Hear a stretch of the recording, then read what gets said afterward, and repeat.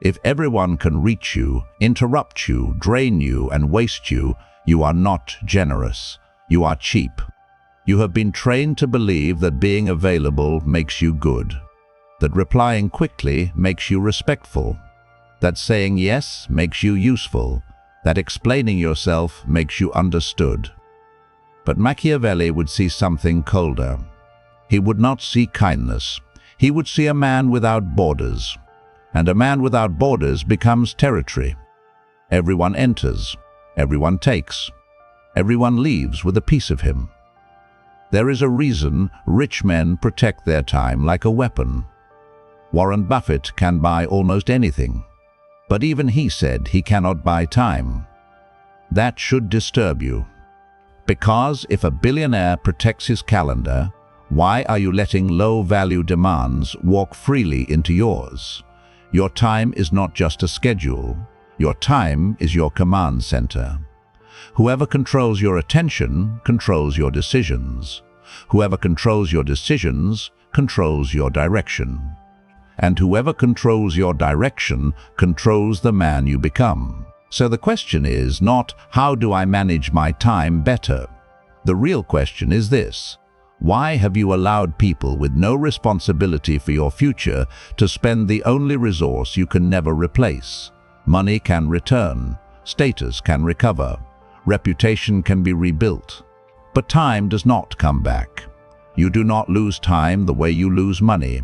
You spend it once and it vanishes permanently.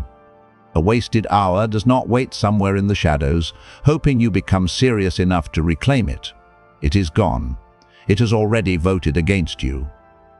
This is why powerful men become selective, not because they are rude, not because they are arrogant, not because they are too important to speak, but because they understand that the world does not merely ask for your time, it invades it. Messages invade it, meetings invade it, friends invade it, family expectations invade it. Cheap entertainment invades it. People with no mission always have time to interrupt men who do. And if you are too available, the world will not see you as noble. It will see you as unguarded. Machiavelli wrote in The Prince, "Everyone sees what you appear to be. Few experience what you really are." That is not just a political observation, it is a law of perception. People do not first judge your inner ambition, they judge your signals. Constant availability is a signal. It says, my time is easy to obtain.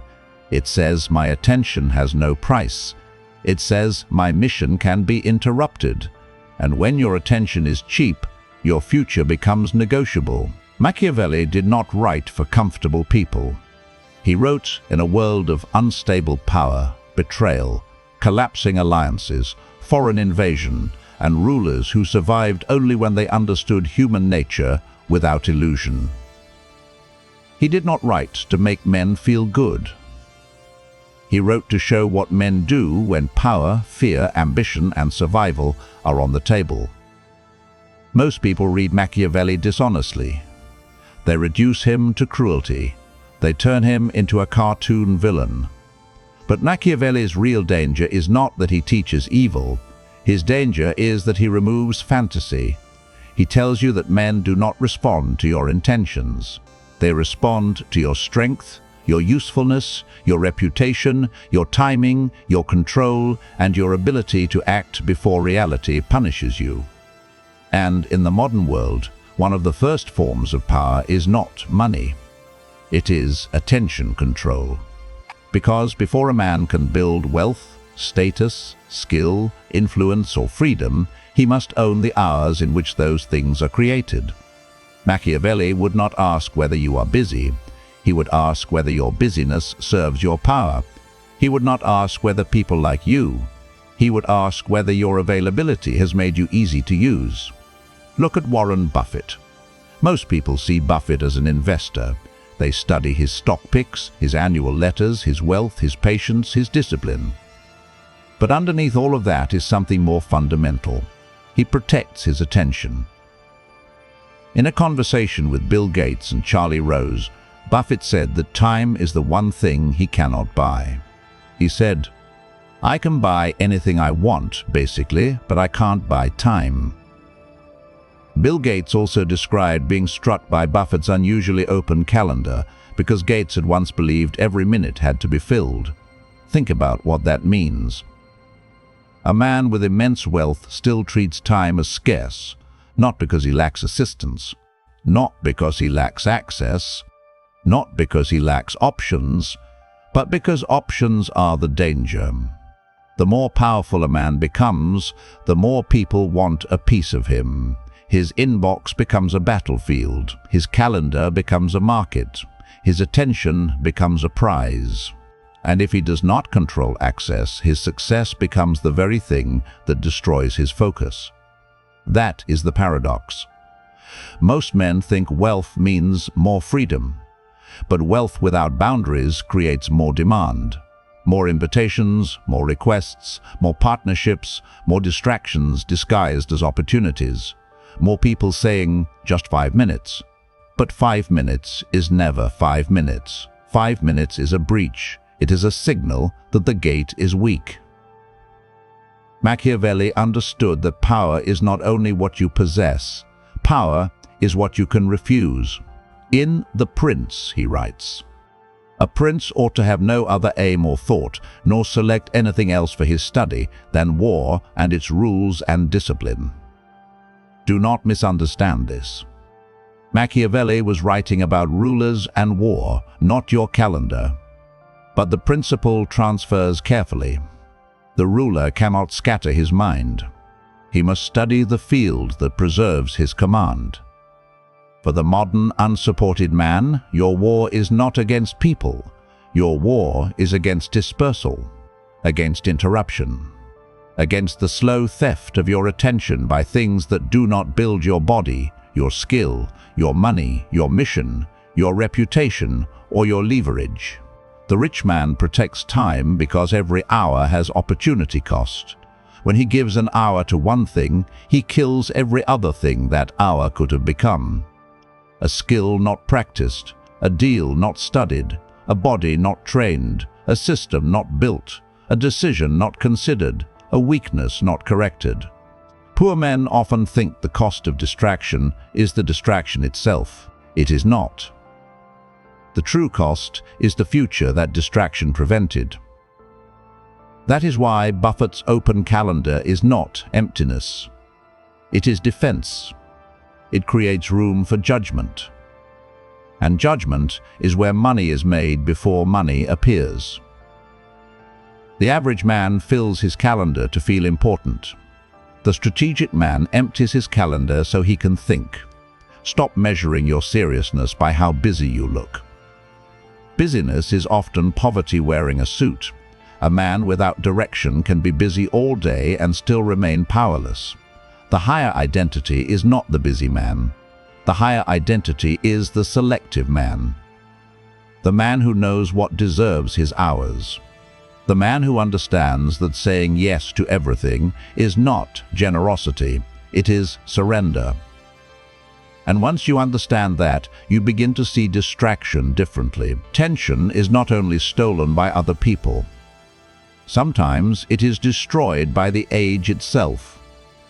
This is why Cal Newport's idea of deep work matters. Newport describes deep work as the ability to focus without distraction on cognitively demanding tasks. His book frames it as a way to create valuable output in a distracted economy. This is not a soft productivity idea. It is a power principle. Newport was not writing from the battlefield of ancient politics. His pressure was modern noise, emails, notifications, shallow work, constant connectivity. The social expectation that every person must be reachable at all times. His distinction was simple but severe. High-value cognitive work must be separated from low-value logistical work. Because rare focus produces work that is hard to replicate, and in an age where everyone is available, the unavailable man gains depth. Most men do not fail because they lack ambition.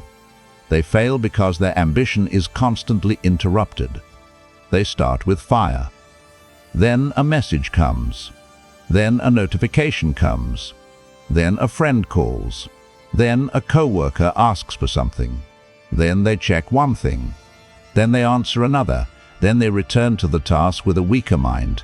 They think they worked for 4 hours, but really they dragged a fractured attention span across 4 hours of shallow effort. This is why they remain confused. Tired but not transformed. Busy but not valuable. Active but not dangerous. Machiavelli wrote in The Art of War, "Discipline in war counts more than fury." Again, he was speaking of military order. But the deeper law is structure over emotion. Fury is intensity without command. Discipline is force arranged into consequence. Many men are furious about being ignored, furious about being broke, furious about being unsupported, furious that nobody believes in them. But fury without protected time becomes entertainment. It burns hot, produces nothing, and leaves the man ashamed. Deep work is not a productivity trick. It is the modern version of building fortifications. Machiavelli writes in The Prince that fortune is like a destructive river, and when conditions are calm, wise men build dikes and banks so the flood does less damage when it comes. Your protected focus blocks are those dikes and banks. They are built before the flood, before the messages, before the demands, before the world starts calling, before other people try to convert your day into their convenience. A man who waits until distraction arrives to protect his focus has already lost. You do not defend the gate when the enemy is inside. You build the wall before the pressure begins. If you are the kind of man who is done pretending that scattered effort is discipline, stop confusing consumption with transformation. You already know distraction is costing you years. But your real problem is that your environment still has more authority than your ambition. If you keep giving your best attention to noise, you will keep building a life from leftovers. Inside Patreon, you get deeper, unfiltered breakdowns on power, discipline, attention, and self-command, so you can stop reacting and start operating with structure. This is not for men looking for comfort. It is for men who are ready to become harder to distract, harder to use, and harder to replace. The decision is yours. The old belief is this: I need more motivation. The strategic belief is colder: I need stronger borders. Motivation is unstable. Borders are structural. The unsupported man cannot afford to depend on mood. He cannot wait until he feels inspired. He cannot gamble his future on emotional weather. He must build conditions where his future receives the first claim on his time. Because time is not money. Time is more brutal than money.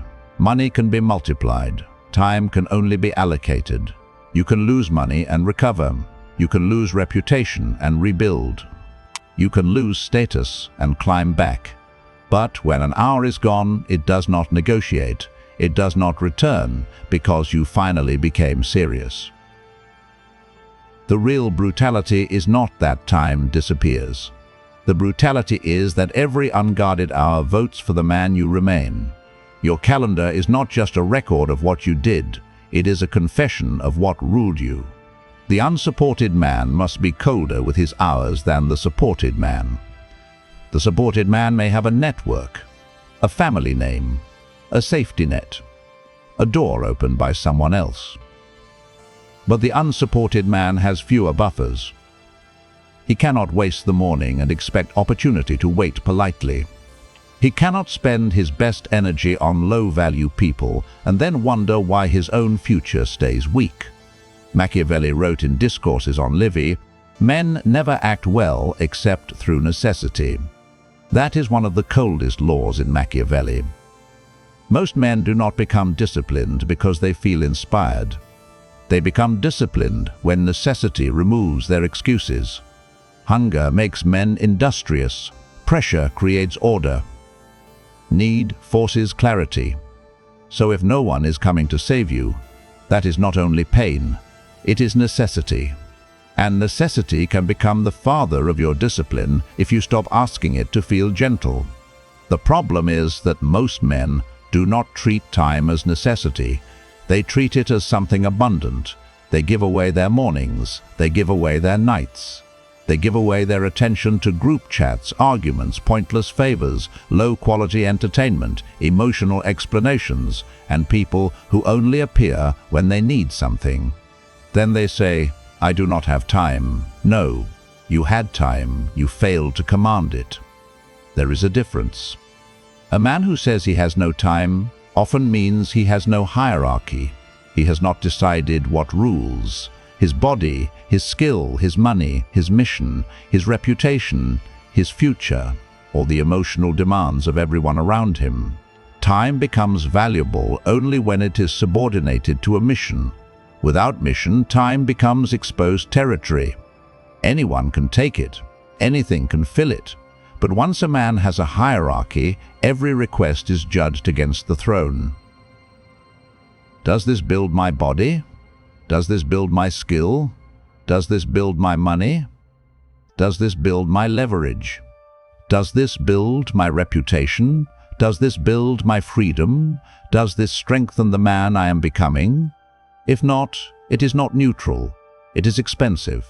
Stop saying, "I do not have time." Say the truth. "I have not ruled my time." That sentence hurts because it removes the excuse. But Machiavellian realism begins when a man stops calling disorder misfortune. Fortuna may control part of your life, but not all of it. Machiavelli writes, "Fortune is the arbiter of one half of our actions, but she still leaves us to direct the other half. Your birth, your family, your early support, your social position, much of that may be fortune. But your attention, your first hour, your willingness to decline, your refusal to be constantly available, that belongs to your half. And once you understand time as currency, you must face the next law. Access determines perceived value. And if everyone has access to you, you have trained them to value you cheaply. If people can reach you whenever they want, they will slowly stop respecting your presence. Not because they are evil, because human beings adapt to availability. What is always available is rarely valued. What requires effort is treated with more weight. This is not moral. It is social reality.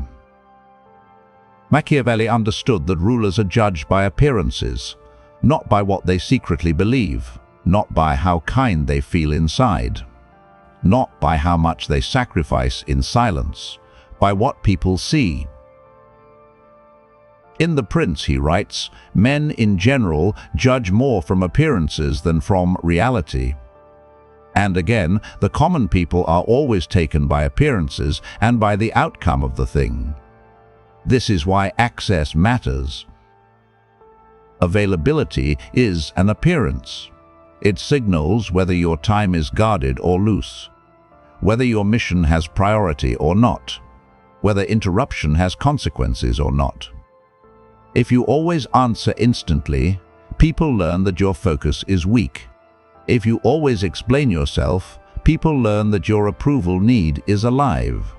If you always stay longer than you should, people learn that your exit has no power. If you always say yes, people learn that your no is not real. This is how status is destroyed. Not dramatically, quietly. At first, people appreciate your availability. Then they expect it. Then they resent you when you withdraw it. This is how unpaid access becomes entitlement. And when entitlement forms, your time is no longer seen as a gift. It becomes a debt others believe you owe them. This is where many men become trapped. They say, "I am just trying to be a good person." But Machiavelli would ask a colder question. Has your goodness made you respected, or merely predictable? A predictable man is easy to use. He may be liked, he may be thanked, he may be called reliable. But if his reliability costs him his own future, then what he calls virtue has become weakness with better manners. Strategic inaccessibility is not arrogance, it is price signaling. It teaches the world that your attention is not public property. You can be respectful without being reachable. You can be loyal without being constantly available. You can help without becoming owned. You can care without surrendering command. Every reply, time teaches. Every unnecessary explanation teaches. Every meeting you accept when it should have been a message teaches. Every late-night interruption you tolerate teaches. Every boundary you fail to enforce teaches. You are always training people. The only question is whether you are training them to respect your time or to consume it. The old identity says, I should be available so people do not think I am selfish.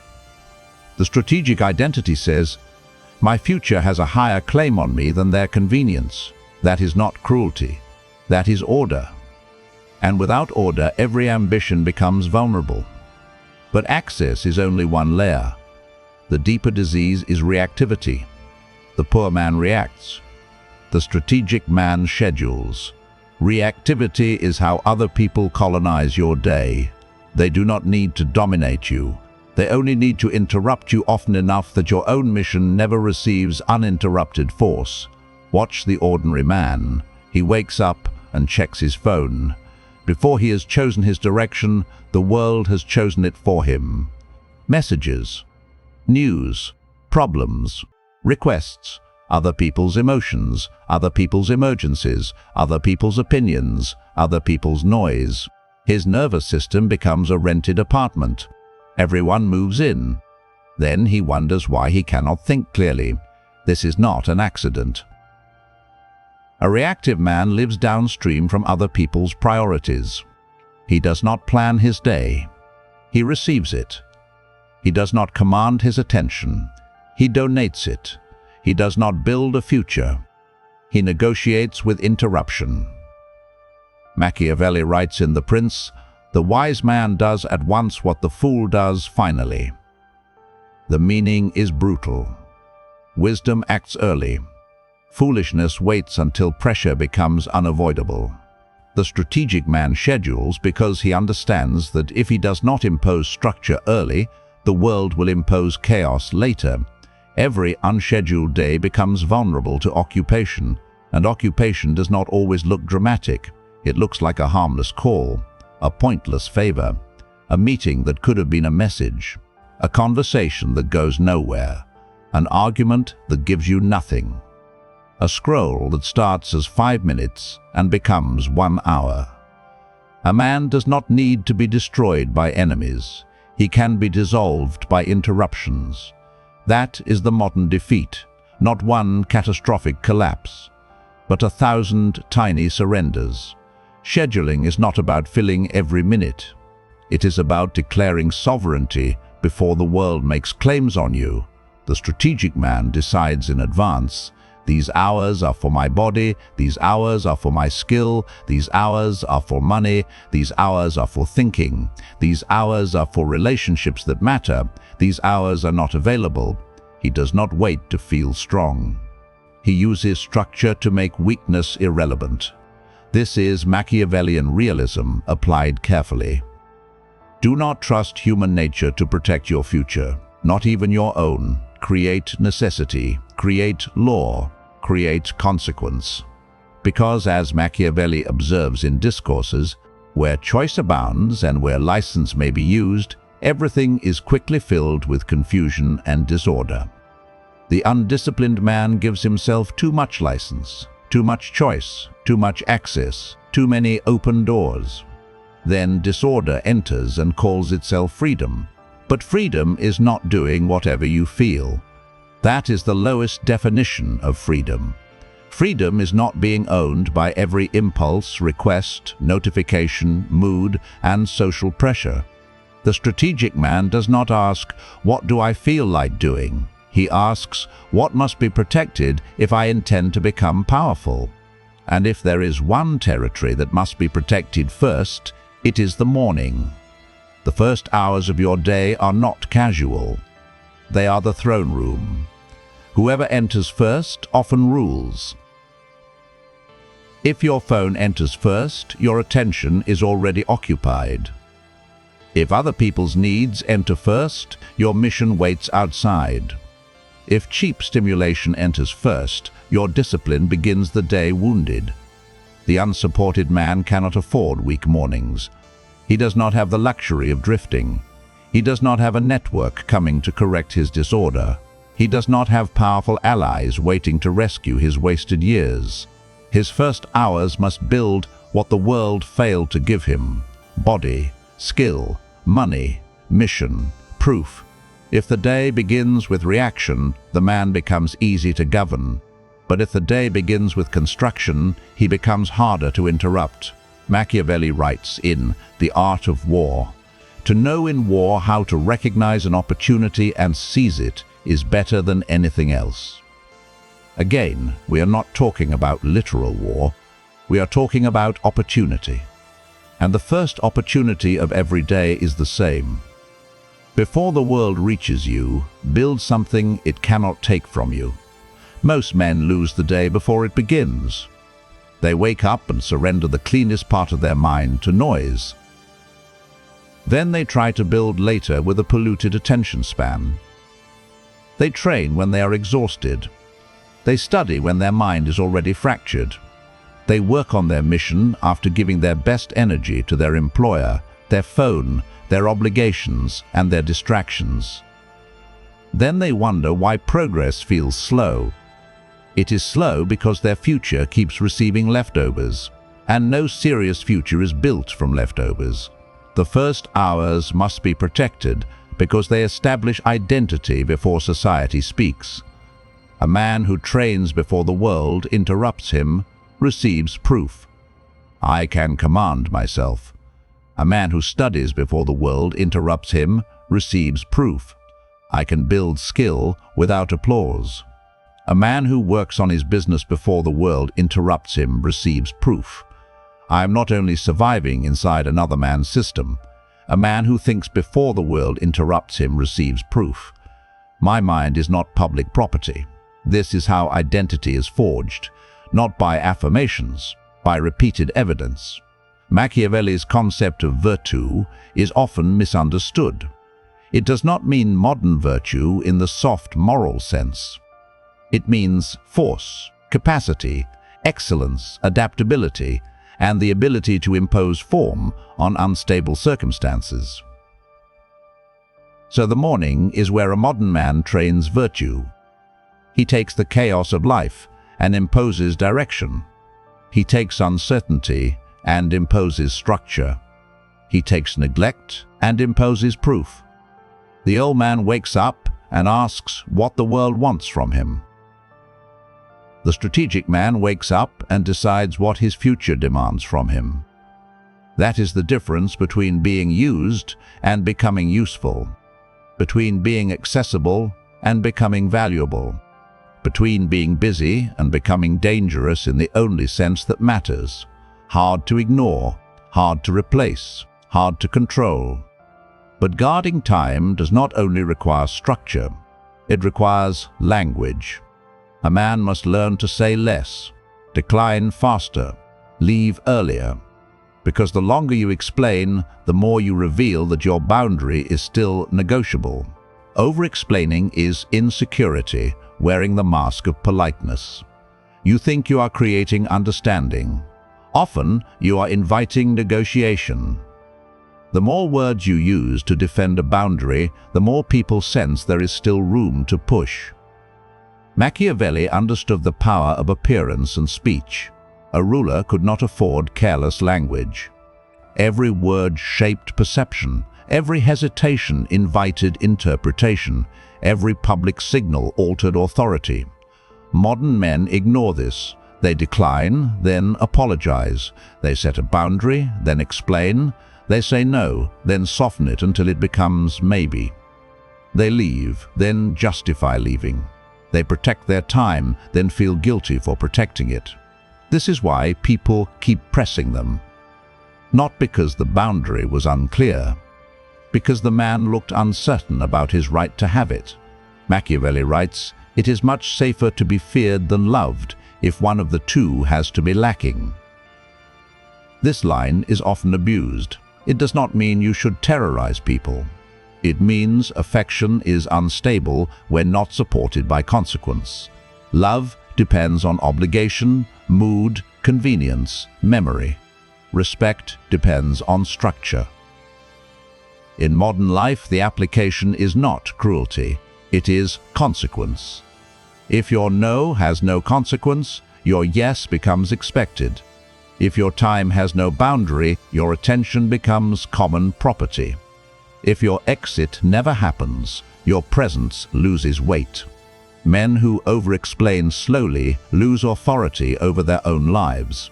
They become trapped in emotional courtrooms. Every decision needs a defense. Every boundary needs approval. Every ambition needs permission. Every exit needs a speech. This is how a man remains mentally poor even while working hard. He has not learned that command often speaks briefly. A strong no does not need a biography. A clean exit does not need a confession.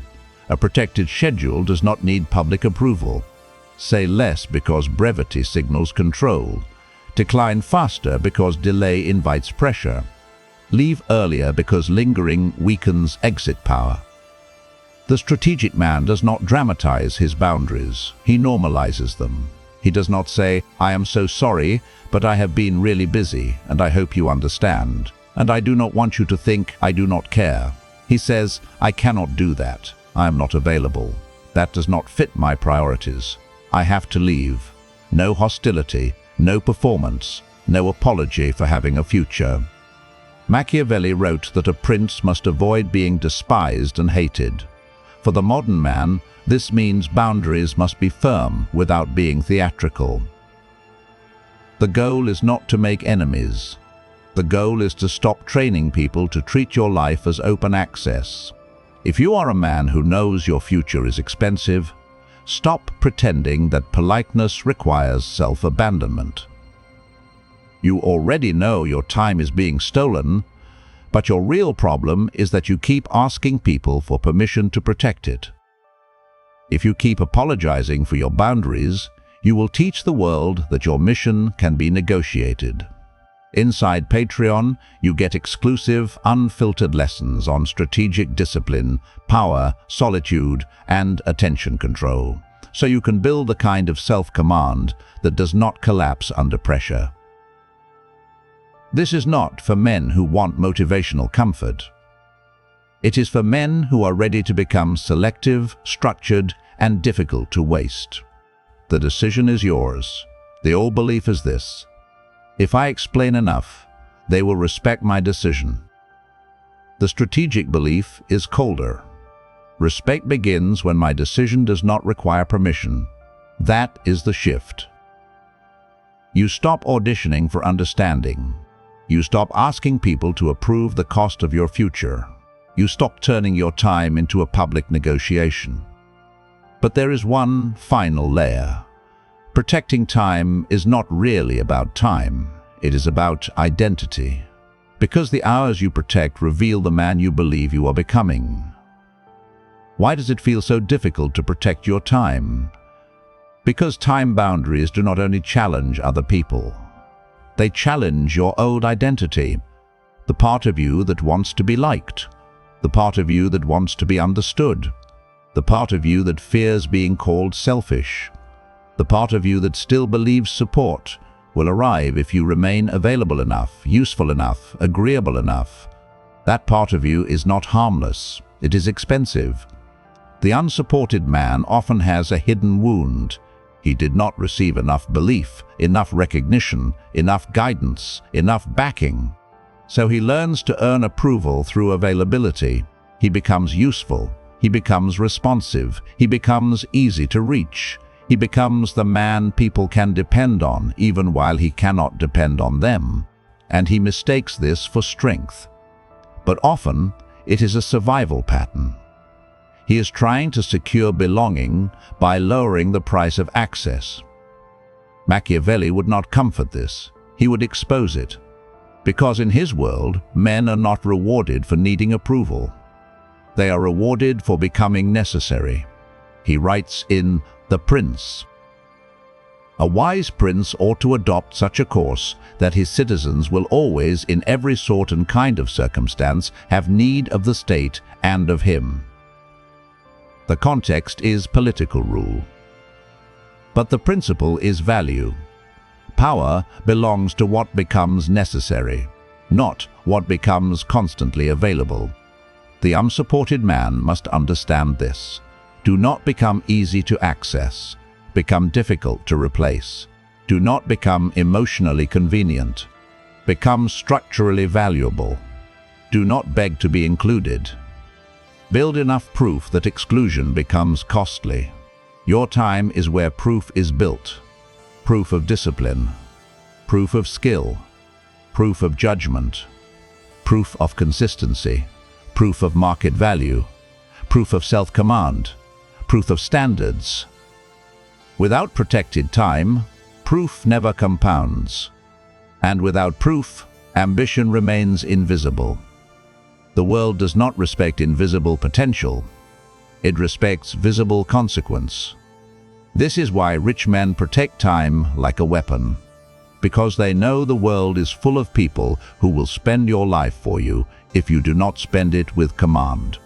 They know every yes creates a future. They know every interruption has a cost. They know every hour must answer to hierarchy. They know attention is capital, and capital must be allocated, not donated randomly. You are not being selfish when you protect the hours that build your future. You are refusing to be governed by people who have no responsibility for the consequences of your wasted life. The boy wants to be available, so nobody leaves. The man becomes selective, so his future does not leave him. That is the identity shift.